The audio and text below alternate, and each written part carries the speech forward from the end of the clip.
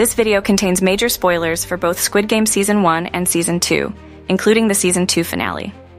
If you haven't watched both seasons yet, bookmark this video and come back later. You've been warned. What if I told you that Gi-hun and the frontman are actually brothers? Sounds wild, right? But hold on, it doesn't stop there. What if the police officer, Hwang In-ho, is their brother too? And the mastermind behind it all, player 001, Oh Il-nam, is their father? Yeah, you heard that right. This theory might sound insane at first, but stick with me. By the end of this video, the clues might just blow your mind.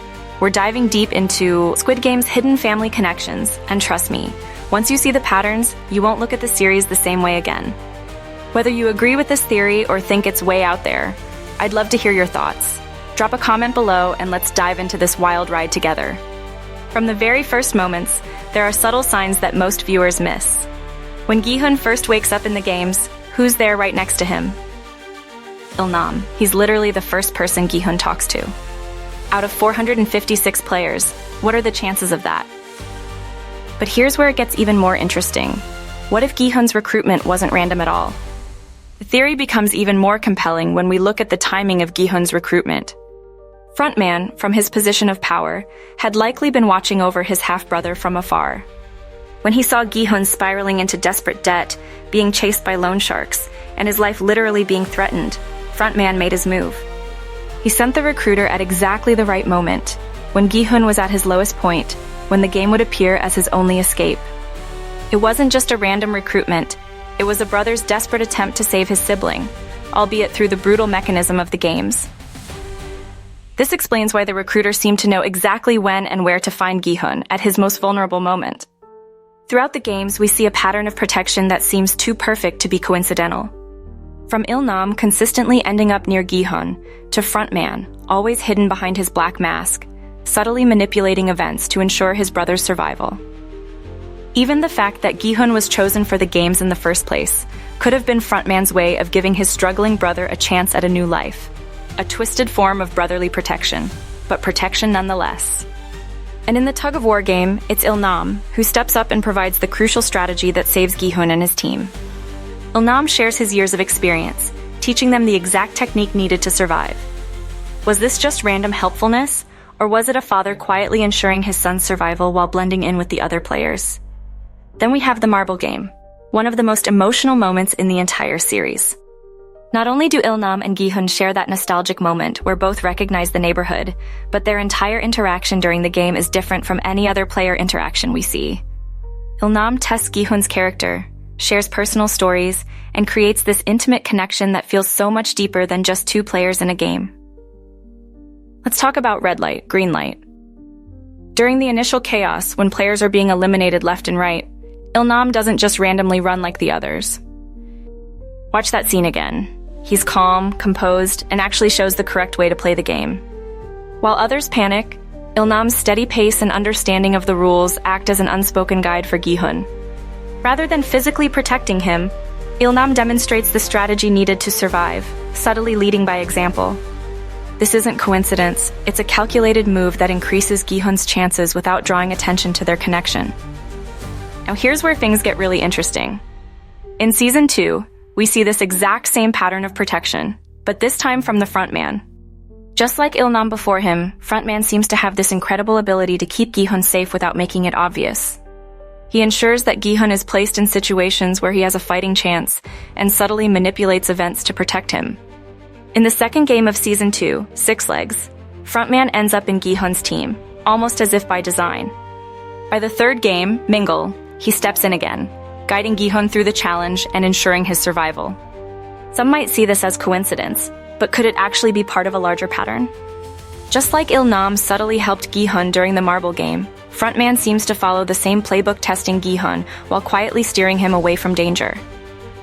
Also in Season 2, his protective nature becomes even more apparent. Consider the GPS tracker planted in Gi-hun's tooth. When it was discovered to have been removed, it was likely the corrupt boat captain, acting under Frontman's orders, who reported this information. This suggests that Frontman was already aware that Junho was out searching for the island with a boat.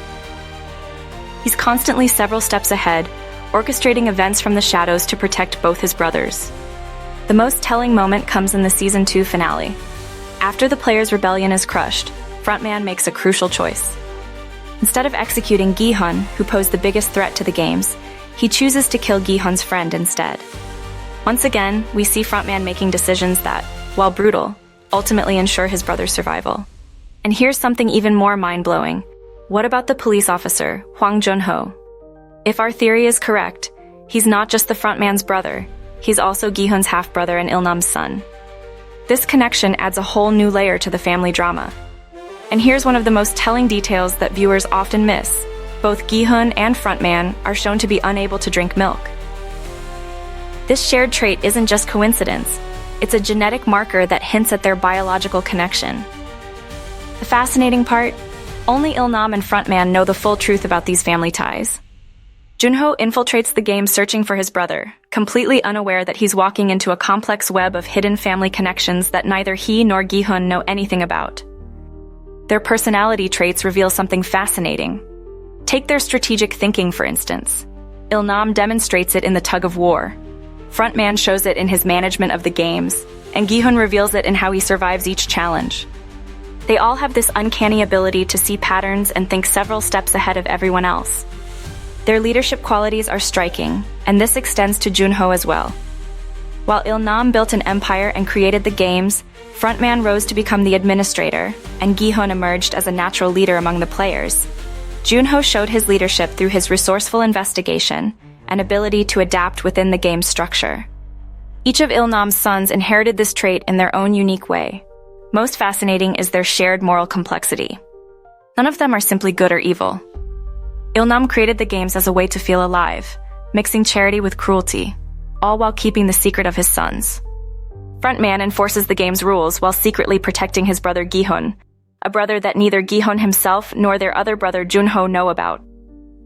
Gi-hun struggles with his own moral choices throughout both seasons, often finding himself in gray areas where right and wrong aren't clear-cut, unaware that both the game's creator and administrator are his own family. Even Junho's determined pursuit of the truth leads him into morally ambiguous territory, ironically bringing him closer to family members he doesn't even know he has. What makes this theory even more interesting? And yes, this might remind you of another famous father-son revelation in pop culture, is the idea that the games might never have been just about money or entertainment for the VIPs. Just like Darth Vader tested Luke through conflict, could Il-nam be testing his sons through these deadly games? What if every game, every choice, every interaction was part of one father's elaborate test of his children's character? Il-nam talks about wanting to feel alive again, but what if he was really orchestrating the ultimate family reunion? As we look forward to Season 3, this theory raises some fascinating questions. Was Frontman watching over Gi-hun long before the games began? Did he deliberately set the events in motion by sending the recruiter to his brother? How much of Gi-hun's journey through the games was carefully orchestrated by his father Il-nam and his brother Frontman? Will Gi-hun discover the truth about his family? How will Frontman handle the increasing conflict between his loyalty to the games and his brother? Will Junho's survival be revealed? And how might this affect the dynamic between all these potential brothers? Could Junho's investigation have been subconsciously driven by more than just brotherly concern? Perhaps an inherited instinct to protect his family members, even those he didn't know were related?